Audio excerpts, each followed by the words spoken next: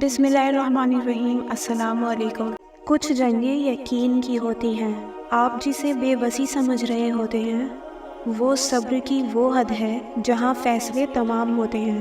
آپ کی مسلسل دعائیں اللہ کو راضی کر لیتی ہیں۔ ایک ماں مسلسل اپنے بچے کے رونے پر آخر کار اس کی خواہش پوری کر ہی دیتی ہے۔ وہ تو پھر اللہ ہے جو 70 ماؤں سے زیادہ چاہتا ہے۔ پھر کیسے وہ آپ کی مسلسل پکار کو رد کر دے گا جب آپ کو تپتے صحرا میں چھوڑ دیا جائے؟ اور آپ کا یہ توکل ہونا چاہیے کہ اللہ ہماری دعا، محنت اور صبر کبھی ضائع نہیں کرے گا۔ صبر سے انتظار کریں گے تو زمزم کے میٹھے چشمے پھوٹتے ہیں۔ خود سے بار بار یہ کہنا چھوڑ دیں کہ یہ تکلیف اور آزمائش کب ختم ہوگی۔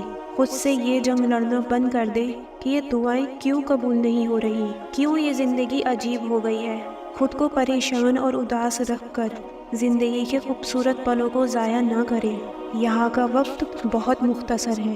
یہ آزمائشیں تو اگلے جہان کی تیاریاں ہیں۔ آج دوستوں اور محبت کے کھو جانے پر رو رہے ہیں، آخر میں آپ کے ساتھ کوئی نہیں جائے گا۔ اگر خود پر ہی رحم نہیں کریں گے تو کوئی دوسرا بھی آپ کی عزت نہیں کرے گا۔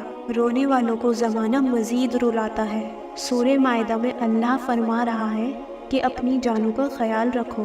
لوگوں اور چیزوں کے پیچھے جتنا بھاگیں گے وہ آپ سے اور زیادہ دور جاتی جائیں گی۔ جب جب دل میں کسی شے کی محبت اللہ اور رسول سے زیادہ ہوگی تو وہ دیوانہ کرے گی آپ کو، اور اللہ اسے ہی آپ کی آزمائش بنا دے گا۔ آپ سے دور کر کے بتائے گا کہ کون ہے جو تمہیں مجھ سے زیادہ چاہے گا۔ نا امیدی شیطان کا راستہ ہے۔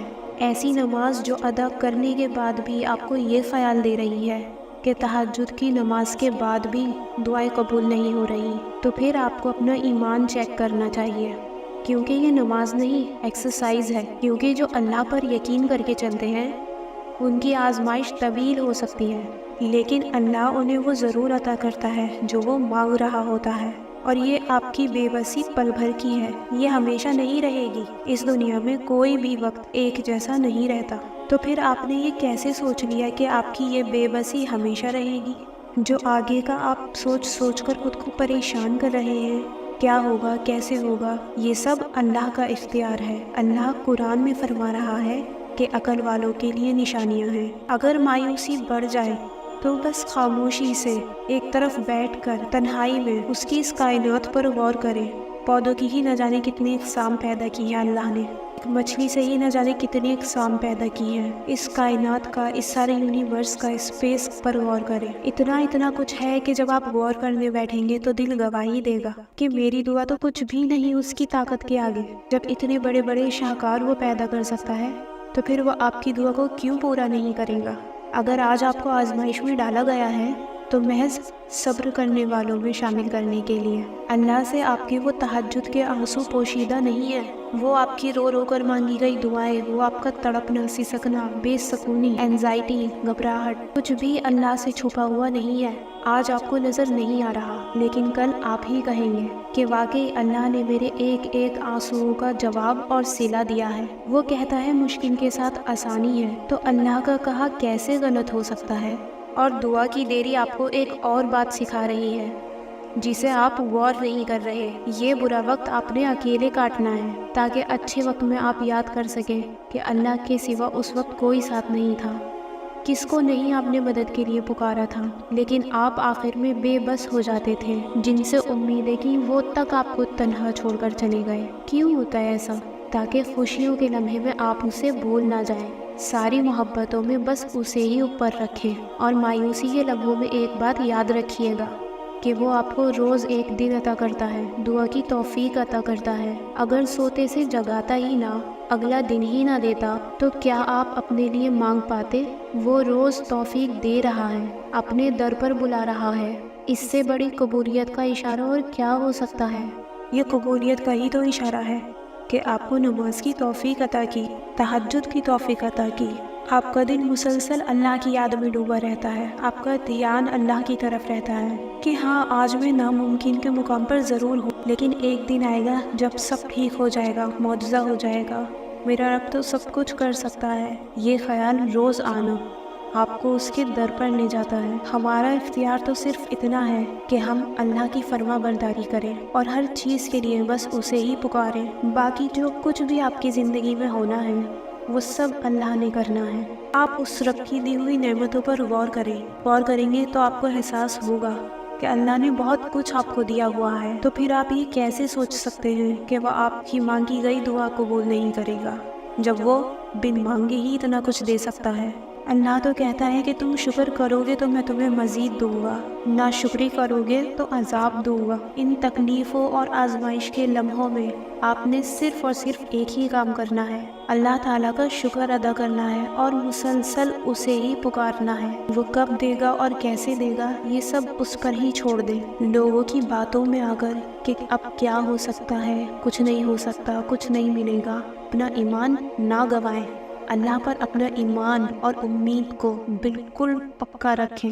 یہ وقت آپ کے ایمان کا ٹیسٹ ہے، اور تہجد کے لیے جب وہ کہہ رہا ہے اور آپ کو توفیق دے دی ہے تو وہ آپ کو ضرور عطا کرے گا۔